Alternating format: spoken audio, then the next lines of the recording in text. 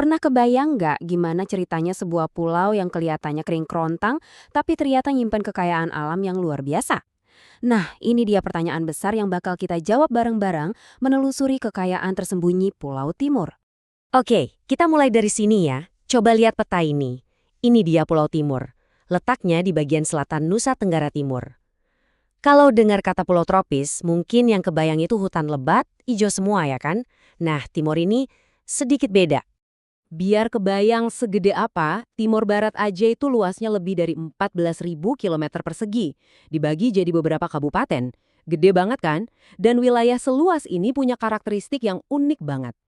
Nah, ini dia kunci utamanya. Kenapa Timor beda? Jawabannya ada di iklimnya yang disebut semi-kering. Artinya apa? Musim kemaraunya itu panjang banget, bisa sampai 8 bulan. Sementara musim hujannya, sebentar aja. Dan iklim inilah yang jadi sutradara utama di Timor, yang nentuin segalanya, mulai dari tanamannya, hewannya, sampai kegiatan ekonomi penduduknya. Oke, jadi dalam penelusuran kali ini, kita bakal bongkar habis-habisan kekayaan Timur. Mulai dari daratannya, hutan-hutannya yang legendaris, lautnya yang potensial banget, sampai harta karun di bawah tanahnya. Dan yang paling penting, gimana kecerdasan orang-orangnya ngebentuk masa depan pulau ini. Siap? Yuk kita mulai petualangan kita dari daratannya dulu, yang jadi tulang punggung kehidupan sehari-hari di sana. Sejak dulu loh, dari tahun 60-an, Timor itu udah punya julukan keren. Gudang ternaknya Indonesia. Sapi-sapinya itu bukan main. Diekspor sampai ke Taiwan, Cina, bahkan Jepang. Jadi reputasinya udah mendunia. Tapi, ada tapinya nih. Kalau emang seterkenal itu, kok belakangan ini kualitas sapinya malah katanya menurun? Ada apa ya? Ternyata, usut punya usut, masalahnya ada di cara pemeliharaannya yang masih tradisional banget. Sapi-sapinya dibiarin aja gitu, keluyuran cari makan sendiri. Nah, ini dia yang keren. Penduduk lokal, khususnya di Kecamatan Amarasi, nggak tinggal diam. Mereka bikin inovasi super cerdas yang namanya sistem paron. Jadi sapinya nggak dilepas liar, tapi diikat atau dikandangin, terus dikasih makan yang teratur.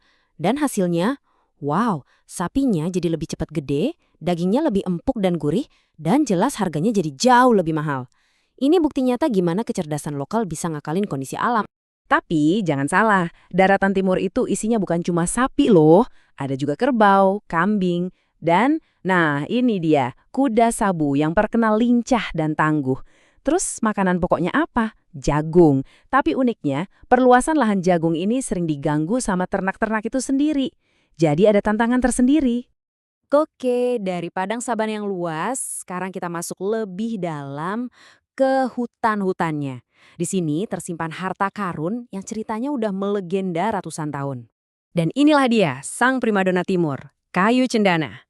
Bayangin, dari abad ke-12, kayu ini udah jadi barang mewah di Cina, India, sampai Eropa. Wanginya itu loh, khas banget. Makanya dipakai buat parfum mahal, obat-obatan, sampai ukiran-ukiran bernilai seni tinggi. Yang bikin cendana Timor ini super istimewa itu karena langka banget. Konon kayu cendana dengan kualitas paling top di seluruh dunia itu cuma ada di 2 tempat, Timor dan India. Cuma 2. Makanya nggak heran kalau kayu ini jadi rebutan pedagang dari seluruh dunia selama berabad-abad. Kalau cendana itu primadona, nah pohon lontar ini benar-benar pohon kehidupan buat masyarakat Timur. Sumpah, ini pohon nggak ada yang kebuang. Airnya bisa jadi minuman seger dan gula. Akarnya buat obat. Batangnya buat tiang rumah. Daunnya buat atap sama kerajinan tangan. Bahkan sampai peti mati pun dari lontar. Oh, dan yang paling ikonik, alat musik sasando yang unik itu cuma bisa dibuat dari pohon ini. Luar biasa kan? Oke, darat udah, hutan udah. Sekarang saatnya kita nyebur ke laut. Ini dia, sebuah sumber daya raksasa yang potensinya wow gede banget, tapi kayaknya masih belum banyak disentuh. Laut di sekitar timur, yaitu Laut Timur dan Sawu, itu ibarat supermarket alami. Isinya ikan-ikan mahal semua. Ada teri putih, cakalang, ikan merah, kerapu, wah banyak banget. Itu baru ikannya, belum lagi kerang-kerangan sama rumput laut yang bisa jadi industri sendiri. Dan potensi ini jadi makin kelihatan jelas kalau hasilnya nggak dijual mentah-mentah. Coba lihat, diolah jadi abon ikan kayak gini. Ini nunjukin gimana sumber daya laut bisa diubah jadi produk yang awet dan pastinya harganya lebih tinggi. Nah, disinilah paradoksnya. lautnya kaya raya, tapi kok potensinya kayak belum digarap maksimal ya? Ternyata akar masalahnya cukup unik. Minat masyarakat lokal buat jadi nelayan itu ternyata masih rendah banget. Mungkin karena secara sejarah dan budaya, mereka lebih fokus ke darat, bertani dan beternak. Ini jadi semacam harta karun yang masih nunggu buat digali. Sekarang kita bakal menggali lebih dalam lagi. Beneran gali loh. Yuk kita intip kekayaan apa aja yang terpendam di bawah tanah timur. Salah satu jagoan dari perut bumi timur itu adalah mangan. Mineral ini banyak banget ditambang di sana. Bahkan udah ada pabrik-pabrik pengolahannya, jadi nggak cuma jual bahan mentah, tapi udah diolah lagi biar nilainya nambah. Keren kan? Dan ternyata mangan itu baru pembukaannya aja. Pulau Timur ini bener-bener kayak peti harta karun mineral. Coba sebutin, ada emas, marmer, tembaga, besi, nikel, gips, bahkan sampai minyak bumi. Walaupun mungkin cadangannya belum dihitung semua secara pasti ya, tapi keberadaan mineral sebanyak ini aja udah jadi janji besar buat ekonomi timur di masa depan.